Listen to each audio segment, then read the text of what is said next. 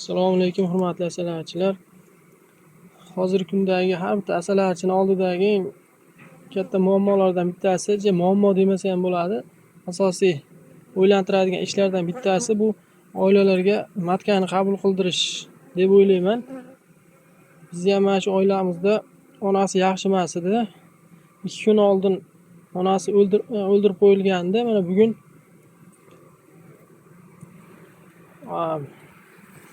shu oilaga mana bu holatda yangi uchigan matka qo'yildi. Mana bu setkadan alohida yasalgan qafas bor edi. 15 ga 20 sm atrofida chiqadi. Shuning ichiga matka qamaldi. Xudo xolasa mana shu setkada 2 kun turadi, 2-3 kun turadi. Matkamiz yaxshi qabul qiladi.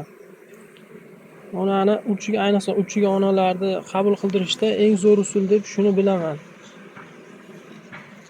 Bunda matka qiynalib qolmaydi. Har xil kletkachalarda turganda onalar qiynalib qoladi. Bunda ramkada ham ovqat bo'ladi, ham keng joy.